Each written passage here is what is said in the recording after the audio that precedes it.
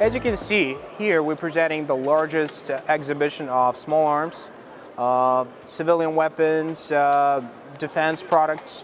You can see a lot of different systems and a lot of different companies which are a part of Kalashnikov Group. UAVs, you'll see boats, you'll see a lot of really interesting new developments, and it's really, a lot of people say that this is the most impressive part of the whole exhibition. For the first time, we're actually presenting AK-12K and AK-15K. As we all know, those are two weapons which were developed for the Ratnik program for the Russian military. AK-12 is in 5.45, AK-15 is in 7.62 by 39, and obviously we need a shorter version for special forces, for special tasks. And this is AK-12K, which stands for Korotkий, or Kurz in German. You can see the new magazine with transparent windows. You can see how much ammo is left. Now it's in production already. And there are quite a few features of this weapon that make it different from the previous generation. So let's start with the flash hider. As you can see, it's not really a muzzle brake. It still works as a muzzle brake, a bird cage type muzzle brake. It's more of a flash hider because obviously the priority now is on low light, night operations, and you need to have a very good flash hider. So you don't really have to use the thread anymore. What we have for this version is a quick detach suppressor. You just put it on, you take it off. It's very easy. There is no need to clean the thread and worry about the size of the thread. You just have by default, you have a very effective flash hider, and you can put on a suppressor. The handguard now is free floating. You can see that the only thing on the barrel is the gas block and the front sight. And you can clean the gas tube from the front now. So the gas tube is attached to the receiver, as well as the handguard. A free-floating handguard allows us to use the bipod, to use any kind of grips without any interference with the barrel harmonics, without any interference with the barrel, basically. You can see the new safety, which is very ergonomic. This version has a 2-shot burst option, which will be available with this gun. Collapsible stock, again, very comfortable. You can make it very short because right now a lot of people like to put the stock in the middle of their chest, and when you're using a vest, it's really important. But also some people like their stocks long, and you know, very few, I don't think anyone complained that this stock is too short. Another feature is you can see that the front sight now is on the gas block, but the sight line, the sight radius is actually increased in comparison with the previous generation, because now the rear sight is in the back of the receiver cover. It's an aperture sight, a ghost ring, which significantly enhances the accuracy. And also, you know, every person who ever had to zero an AK remembers that you need a sight tool to make any windage corrections.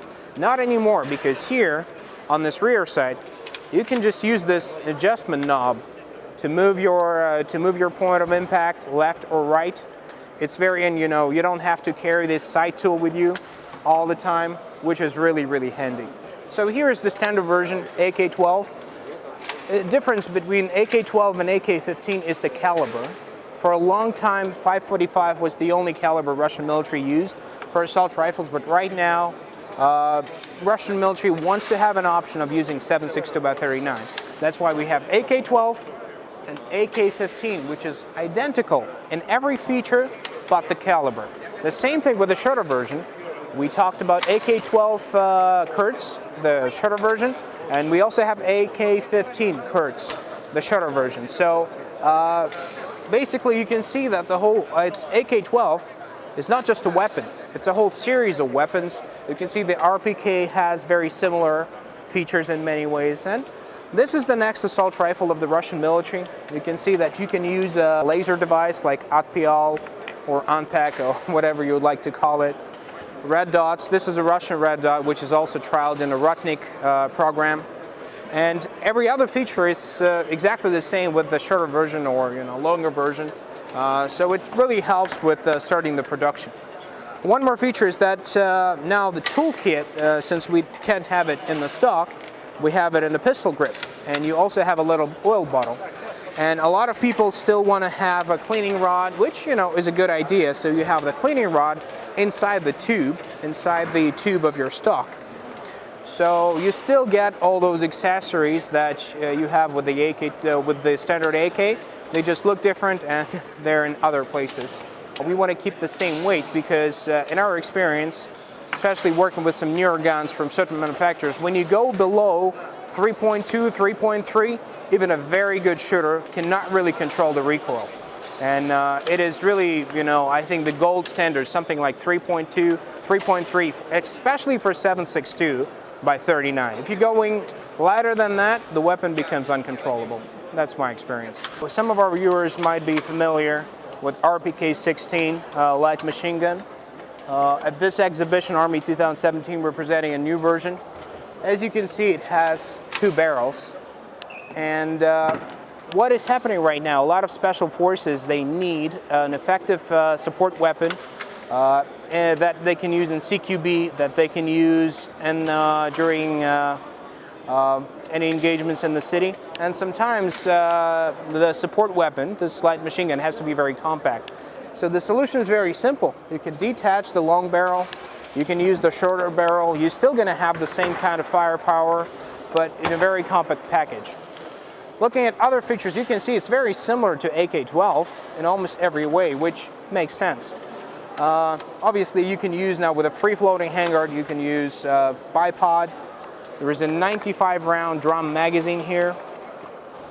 Again, this is really something we were